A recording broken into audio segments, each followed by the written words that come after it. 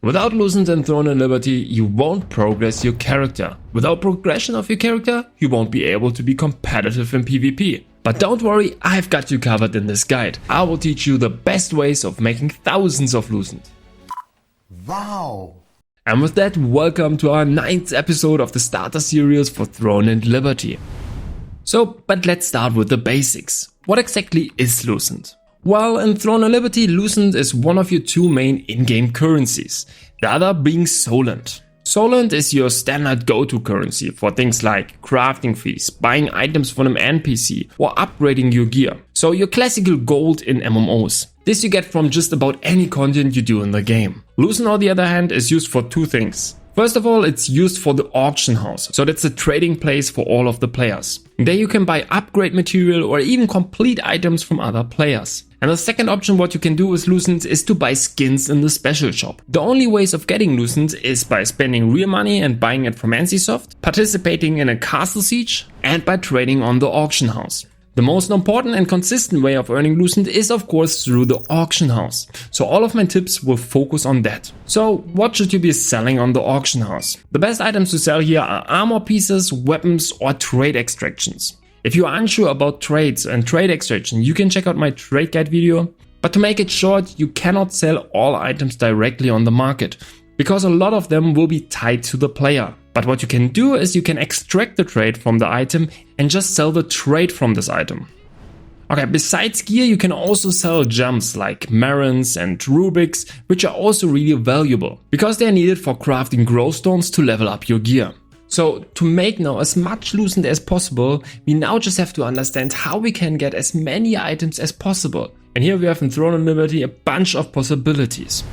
Okay, so the first thing is dungeons. Doing your daily dungeon is really important in the beginning. So when you get level 50, just spam tier 1 dungeons. From the drops you will get all kind of blue and epic gear. Additionally, you will also get so-called dimensional soul shards for each individual dungeon. If you have enough of those shards, you can use those to craft items that drop in this dungeon. It's just your classical pity system in an MMO. For us, it's just an additional way to produce even more items. All of these items that you gain through dungeons cannot be sold directly, and you will need to do a trade extraction. The next way to get more items are the weekly contracts. These are the contracts that you can buy every week from the Sunrise merchants, which you find in each town. You can stack them up as much as you like, but you have to buy them every week. Well, these are just some easy kill quests in the 4 different open world dungeons. Open field dungeons are huge areas where only elite monsters will be. But there will be always hundreds of players doing those quests, and therefore you can do them really quickly. And this even as a solo player. So here you will get what is called blessing pouches, which will have a chance to give you additional items. And additionally, you will get here a BIS currency for completing these quests. Once you have completed 40 of these quests, you will be able to buy one of these boxes where you can actually choose one of the items you need.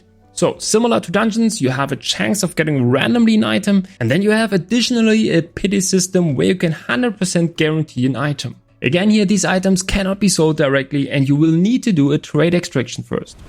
Okay, the third way of earning those items is through crafting. The first thing you can craft are green items. Sounds stupid, but early on that can bring you a lot of Lucent. To do this, you will need so-called quality lithographs, which you can purchase at any contract coin shop, which you will find in every city.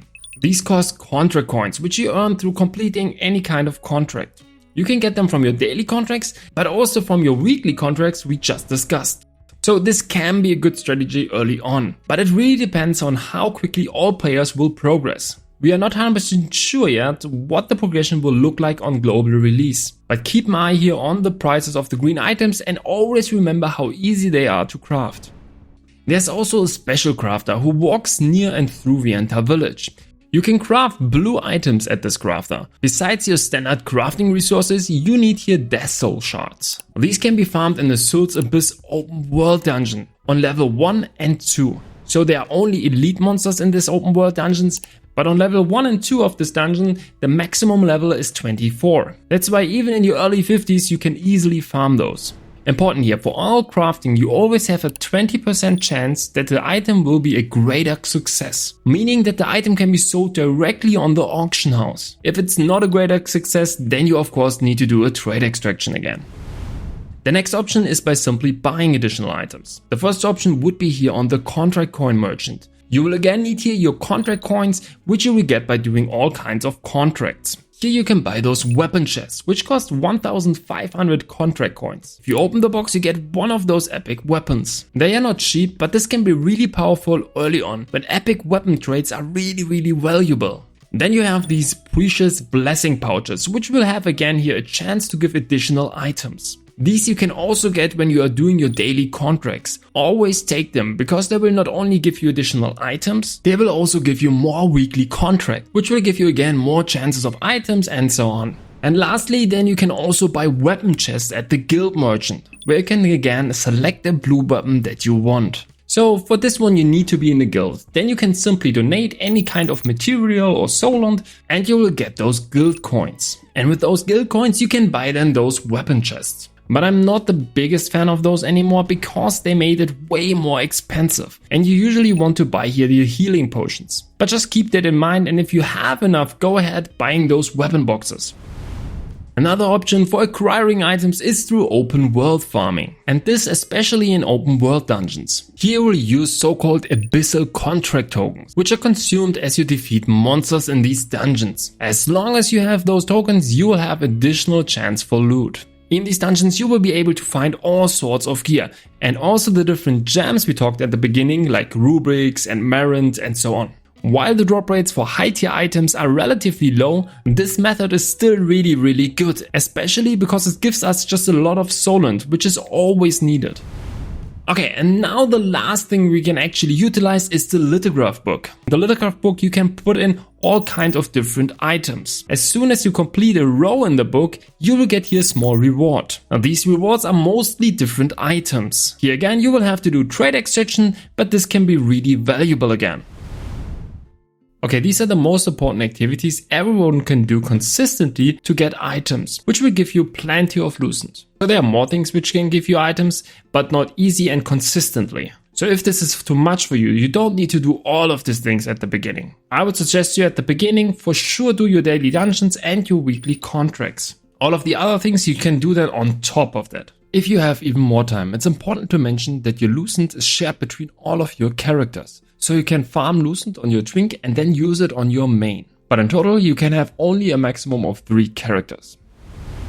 Before we come to the next topic, just a quick reminder, if you like the content and you want to support me, don't forget to subscribe and like. Thanks a lot. Okay, now we're getting a lot of items, but how do we know if the item is actually valuable or not? And how much should we list it for? Okay, so let's do that on an example. I have here now tier 2 gloves, which have a trait with attack speed on it. So to actually know what the item is worth, we click on the item, then go on trade list and click on the auction house symbol next to the trade we have. That will show us now all the armor pieces from the same type with the trade on it. Now we can see here all the gloves with attack speed on it. And it shows us that the general value of those gloves are around 90 Lucent. But what we also have to check is what our specific item with the trade cost. Because if you want to change an existing trade or you want to unlock a new one, you need the exact same item with the trade on it. So maybe for this specific item, the trade has a higher value. So just type the name in and filter for that. Here we can see then the value for our gloves are not that much higher. So as we can see, this item now always is a trade extraction. But some other items can be also sold directly. If you have such an item and you can sell it directly, always also cross-check again what this item costs if it's not a trade extraction. Because usually here the item will always be way more expensive. Okay, now we understood how to find the value of an item. But when should I sell my items and when should I keep my items? So for this, let's look onto the different phases we will go through. In the early game, everyone's going to be geared in green, then blue, then epic 1, and eventually epic 2. So players will transition through different phases as more content gets enabled. But of course we won't stay as long in green or blue compared to epic. So in epic 1 we will be for sure something around 2 to 4 months till we actually get epic 2. And it's important to understand that the value of an item is way higher at the beginning of the transition phase. So here the strategy on how to behave with your items completely depends on what you want to do in this game. Are you a PvE player, a hardcore PvP player, or a more casual PvP player? So let's start with the PvE players. If I would be a PvE player, I would only farm myself the base of the item and then sell all of my items till the mid into Epic 1. Sounds crazy, right? So why would I do this? Because in PvE you early really don't need any kind of trades for any of your items. So trades on armor are mostly defensive and are mostly useless in PvE. Of course, it would be nice to trade the weapon at least so that it deals more damage, but these trades are so valuable in the early game that you will make so much Lucent out of that.